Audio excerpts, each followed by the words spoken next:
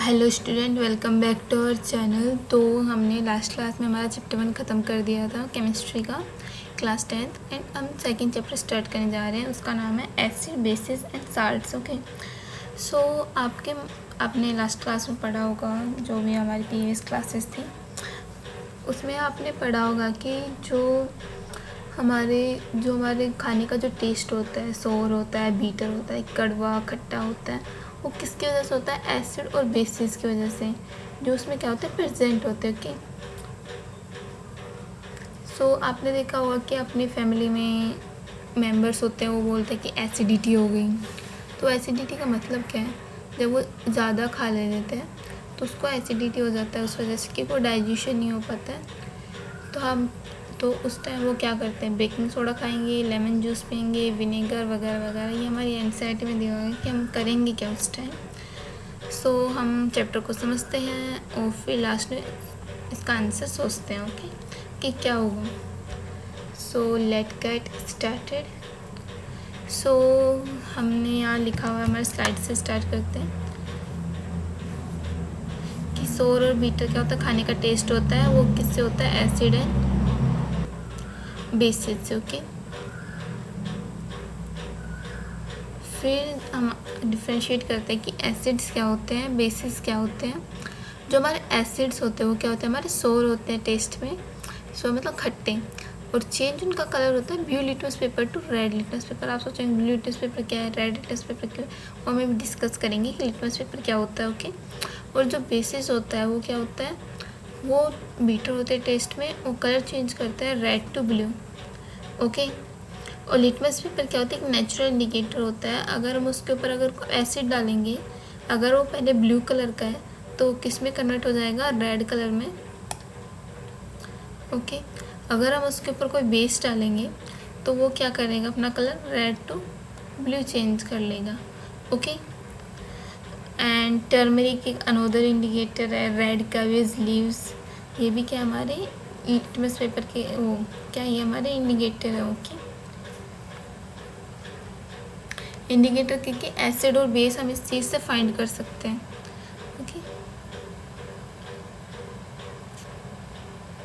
Next है, आपने देखा होगा कि आपने कभी वाइट क्लोथ पहन रखे हैं और आपके ऊपर कोई स्ट्रेन लग गया, उस पर कोई दाग लग गया करी का, तो आपने जब उस पर आप सोप लगाओगे, आपके सोप लगाते ही वो रेड चेंज हो जाएगा। लेकिन आप जब उसको वॉश करोगे पानी से तो वो क्या होता है? येलो टर्न हो जाता है। ओके, तो आप ये एक बार ट्राई कर सकते हैं, जानबूझ के नहीं गिराना। ओके, कभी गिरे तो आप देख सकते हो। ओके, एंड नेचुरल इंडिकेटर हमने पढ़ लिया कि टर्मरिक है, लिटमस पेपर है एंड गार्बेज लीव्स है। जो सिंथेटिक इंडिकेटर वो क्या है? मिथाइल ऑरेंज एक केमिकल होता है, फिनाइलफेथिन, तो test the acid and base.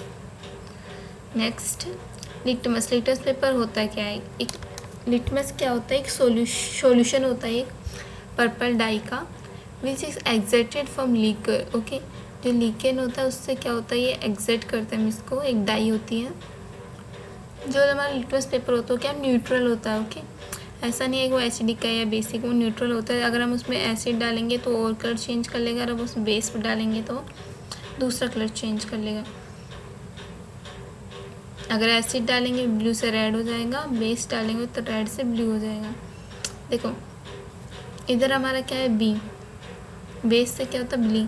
B, तो जो लास्ट में अगर चेंज करके ब्लू हो रहा है, अगर लास्ट में ब्लू आ रहा है रेड से ब्लू, ओके, तो रेड से ब्लू लास्ट में बी आ रहा है और स्टार्टिंग में वो बेस में बी आता है, तो आप समझ जाना वो बेस है। ओके, अगर ब्लू से रेड क्या है? आर से स्टार्ट हो रहा है, वो उसमें बी नहीं है चेंज होने के बाद, तो क्या होगा? वो हमारा क्या हो जाएगा? एसिड्स हो जाएंगे। ओके,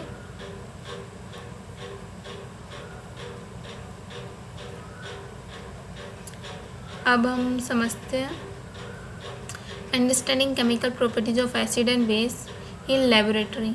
अब हमारी जो लैब है उसमें तो समझेंगे एसिड बेस, जो भी मेरे एक्सपेरिमेंट्स होंगे, तो हम 1 बाय 1 उन सब चीज़ों को देखते हैं।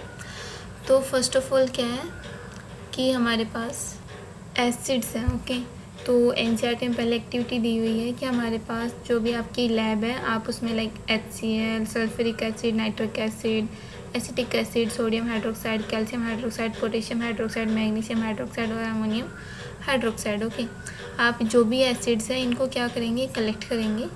और वॉच ग्लास क्या होता है, एक प्लेट होती है इस टाइप में, और आपने इस एसिड को डाल दिया।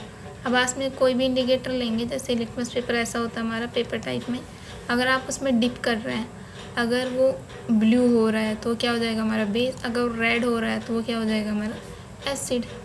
ओके, ये हमारी फर्स्ट एक्टिविटी है कि कोई भी एसिड लेंगे उसमें डिप करेंगे, कोई भी इंडिकेटर होगा एंड वो जिस टाइप में कलर चेंज कर रहा है हम उससे ऑब्जर्व कर लेंगे कि वो एसिड है, बेस है, या जो भी चीज़ें हैं। फिर एक आता है ओल्फैक्टरी इंडिकेटर। ये काफ़ी बार पूछा जाता है, इसकी डेफिनेशन काफ़ी बार पूछी जाती है कि ओल्फैक्टरी इंडिकेटर्स क्या होते हैं, प्लीज़ डिफाइन।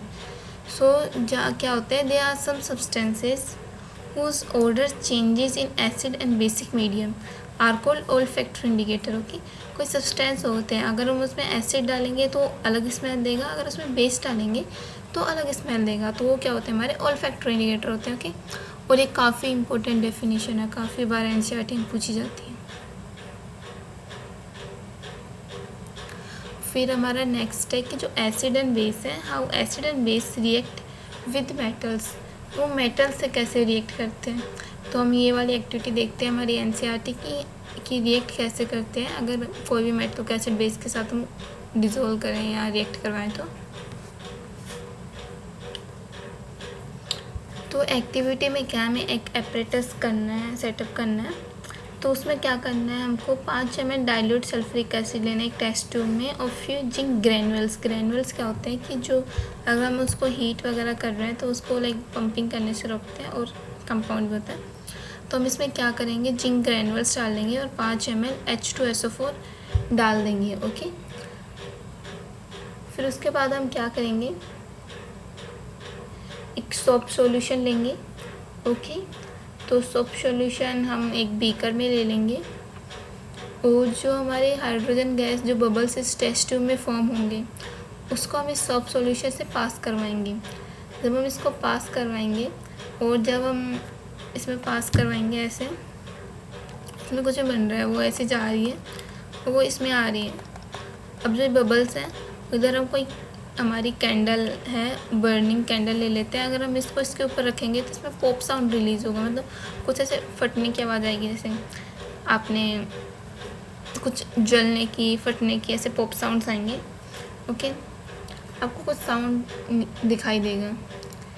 तो ये क्या इंडिकेट करता है, तो ये इंडिकेट करता है कि हाइड्रोजन गैस बल रही है। अगर पॉप साउंड आ रहा है तो क्या होता है, burning of hydrogen gas with the pop sound. इसमें हमारा एसिड है, इस एसिड की जो गैस हमें बनी है इसको हम हमारे सोप सॉल्यूशन से करेंगे। सोप सॉल्यूशन में क्या होगा, बबल्स ऊपर जाएंगे, वो क्या होती है हमारी हाइड्रोजन गैस रिलीज होती है। ओके, हाइड्रोजन गैस को जब हम फायर से जब वो रिएक्ट करेगी तो पॉप साउंड रिलीज करेगी। ओके, फिर क्या होता है, अब इसको देखते हैं कि जो हमारी ऊपर जो हमने रिएक्शन ली थी जिसमें हमने H2SO4 डाला था, ओके, सल्फ्यूरिक एसिड डाला था और जिंक ग्रैन्युल्स थे, और हमने उसको उस जो उधर जो भी गैस बन रही थी, हाइड्रोजन गैस के जो बबल्स बन रहे थे, जब से हम उसको एक सोप सॉल्यूशन में करते हैं तो हाइड्रोजन गैस रिलीज होती है, और वो बबल्स फायर के साथ जो बबल्स होते हैं वो पॉप साउंड रिलीज करते हैं। तो जो मेटल्स होता है अबव रिएक्शन में, इस displaces hydrogen atom from acid as hydrogen gas and form a compound called salt. Okay, तो क्या बोल रहे हैं, जो मेटल था अबव रिएक्शन में वो क्या करता है, हाइड्रोजन गैस को क्या करता है, डिस्प्लेस करता है और एक साल्ट फॉर्म करता है। और जो हाइड्रोजन गैस जो बन रही है वो रिलीज़ होती है, अगर उसके पास आसपास कोई भी फायर होगा तो क्या होगी, पॉप साउंड रिलीज़ करेगी। क्योंकि जब एसिड प्लस मेटल करेंगे तो क्या बनेगा, salt plus hydrogen gas. Okay, salt क्या होता है हमारा, न्यूट्रल, ये ना ही एसिडिक होता है और ना ही बेस होता है, और ये क्या करेगी हमारी पॉप साउंड। ओके, अब एक रिएक्शन देखते हैं हम, सोडियम हाइड्रोक्साइड है और जिंक है, अगर हम इन दोनों को रिएक्ट कराएंगे, ये तो क्या है हमारा एसिड है और ये क्या है हमारा मेटल है, मेटल और एसिड रिएक्ट करेंगे तो इधर क्या बनेगा, सोडियम जिंकेट, ये क्या होगा हमारा साल्ट Na2ZnO2, और जो ये हाइड्रोजन है ये क्या होगा, डिस्प्लेस हो जाएगा, जिंक इधर आ जाएगा हाइड्रोजन की जगह, और ये H2 आ जाएगा। H2 को जब फायर के पास लेके जाएंगे अगर इन बबल्स को, तो क्या होगा, इम्पोर्टेंट पॉप साउंड रिलीज होगा। ओके,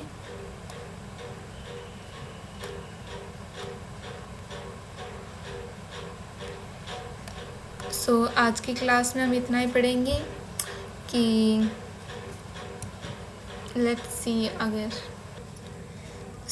आज की क्लास में हम इतना ही रखेंगे। हम नेक्स्ट हम इसको छोटे छोटे पार्ट्स में सीखेंगे चैप्टर को, ताकि थोड़ा हेक्टिक भी ना लगे। एंड आपको सारी ये प्लेलिस्ट में मिल जाएंगी वीडियो।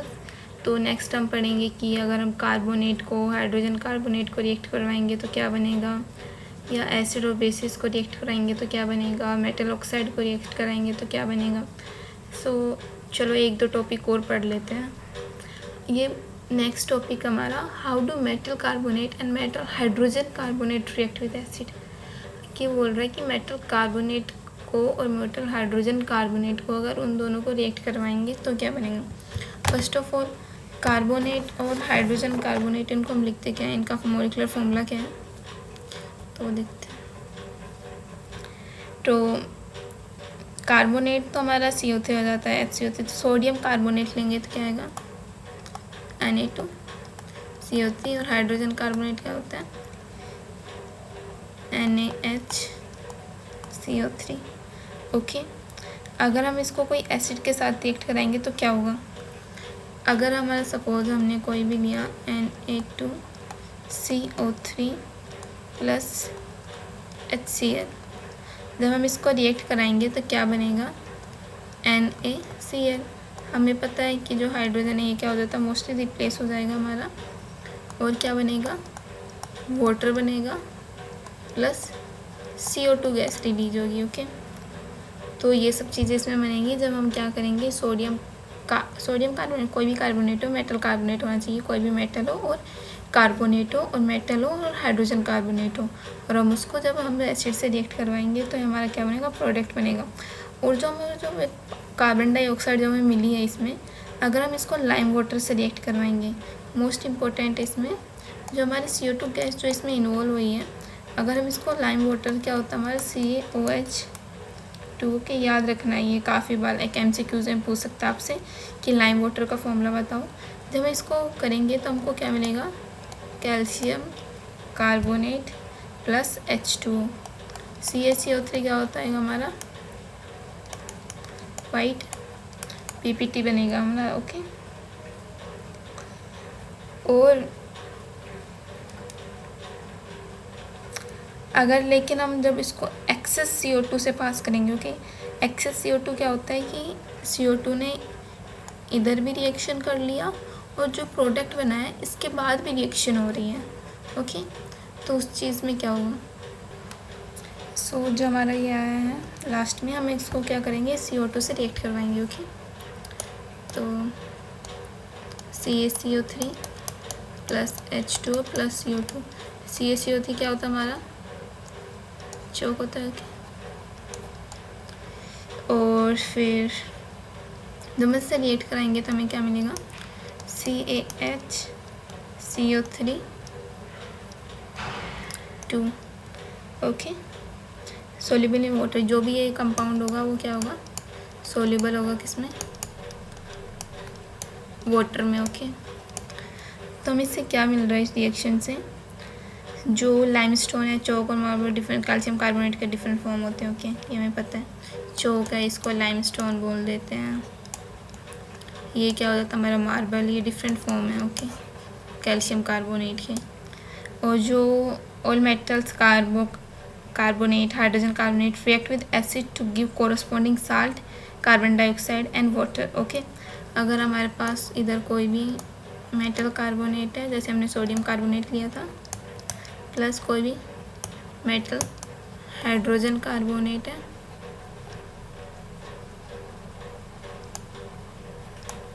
प्लस एसिड है, तो हमें क्या देगा, साल्ट देगा plus carbon dioxide plus water. ये क्या हमारी एक general reaction. Okay, general reaction आप याद करोगे तो आप काफ़ी सारी रिएक्शन खुद से बना सकते हो। तो एक बार समराइज़ कर लेते हैं। हमने एसिड बेस पढ़ा। एसिड सोर होते हैं, बेसिस बीटर होते हैं। रेड टू ब्लू हो रहा है तो बेस, और ब्लू टू रेड हो रहा है तो एसिड। और नेचुरल इंडिकेटर हमारे लिटमस, टर्मरिक और कार्बिस लीव होते हैं। और स्ट्रेन करी वाला था, रेड होता है फिर येलो हो जाता है। सिंथेटिक इंडिकेटर के होते हैं मिथाइल ऑरेंज, फिनोफेथलीन। ओके, उसके बाद हमने लिटमस पेपर देखा क्या होता है, एक पर्पल डाई होता है और ये क्या होता है, न्यूट्रल होता है। एसिडिक और बेस दोनों नहीं था। फिर हमने केमिकल प्रॉपर्टीज़ देखी एसिड और बेसिस की। ओके, फर्स्ट हमने HCl, अगर कोई लेबोरेटरी है अगर उसमें एसिड्स है तो आप उसमें क्या करोगे, कोई भी इंडिकेटर लोगे वो डिप करोगे तो जो कलर चेंज हो रहा है उससे आप पता चल जाएगा एसिड है या बेस है। फिर हमने पढ़ा ऑल्फैक्टरी इंडिकेटर। ऑल्फैक्टरी इंडिकेटर क्या होता है, कोई सब्सटेंस होते हैं जो अपनी ऑर्डर चेंज कर लेते हैं जब वो एसिड है या बेस है, तो उस मीडिया को हम क्या बोलते हैं, ऑल्फैक्टरी इंडिकेटर। ओके, काफ़ी इंपॉर्टेंट है। फिर हमने एक एक्टिविटी पढ़ी कि ये कोई टेस्ट ट्यूब है हमारी, टेस्ट ट्यूब में जिंक है, कोई भी मेटल है और हमारा एसिड है। जब मेटल एसिड में जब हाइड्रोजन गैस रिलीज होकर जब हम उसको सोप सोल्यूशन में पास करेंगे, वो जो हाइड्रोजन गैस रिलीज हो रही है उसके अगर फायर पास रखेंगे उसके पास तो पॉप साउंड रिलीज होगा। पॉप साउंड किस वजह से हो रहा है, हाइड्रोजन गैस रिलीज के पास। हम टेस्ट आपसे पूछ सकता है कि हाइड्रोजन गैस किसी रिएक्शन में इन्वॉल्व हो रही है तो हम कैसे चेक करेंगे। आप बोल सकते हो कि पॉप साउंड अगर हो रहा है तो हाइड्रोजन गैस हम देख सकते हैं। फिर उसके बाद ये रिएक्शन थी कि कोई भी हमारा एसिड है मेटल है उन दोनों को रिएक्ट किया तो साल्ट बन गया और हमारी हाइड्रोजन गैस जो फायर लेंगे तो पॉप साउंड रिलीज करेगी। फिर उसके बाद हमने पढ़ा कि वही चीज़ पढ़ी जनरल रिएक्शन की, जो मेटल होता है वो अबव रिएक्शन में उसकी जो हाइड्रोजन वो होता है जो हाइड्रोजन को क्या कर देता है, जो भी मेटल है वो क्या करता है हाइड्रोजन को रिप्लेस करेगा और खुद वहाँ आ जाएगा। और जो हाइड्रोजन है वो अगर फायर से टच होगा तो हमारे पॉप साउंड रिलीज़ करेगा। और ये उसकी जनरल रिएक्शन थी, acid plus metal is equals to salt plus hydrogen gas. उसके बाद हमने सोडियम कार्बोनेट वो मतलब मेटल कार्बोनेट और मेटल हाइड्रोजन कार्बोनेट पढ़ा। अगर हम उसको किसी भी एसिड के साथ HCl के साथ रिएक्ट करते हैं तो हमको साल्ट मिलेगा, वाटर मिलेगा और CO2 मिलेगा।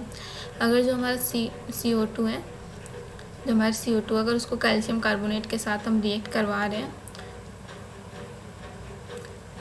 ओके, किसी भी कैल्शियम कार्बोनेट के साथ हम रिएक्ट कर रहा है तो हमको क्या मिलेगा, वाइट PPT मिलेगा और प्लस H2 मिलेगा। और ये अगर एक्सेस में करवा रहे हैं तो जो CaCO3 है ये फर्दर रिएक्शन होगा और हमको ये कंपाउंड मिल जाएगा।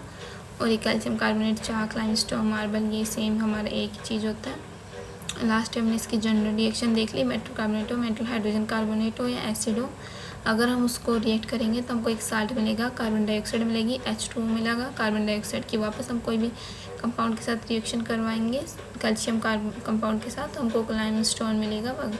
ये सब चीज़ें हमने देख ली। Okay, thank you. Please like and subscribe our channel. अगर आपको पसंद आ रहा है तो फीडबैक आप कमेंट में दे सकते हैं, वॉइस से रिलेटेड, स्लाइड से रिलेटेड या कुछ भी रिलेटेड, कोई भी इशू आपको कंटेंट से रिलेटेड स्लाइड्स चाहिए तो आप हमारा टेलीग्राम चैनल ज्वाइन कर सकते हैं। Okay, thank you, bye bye, have a nice day.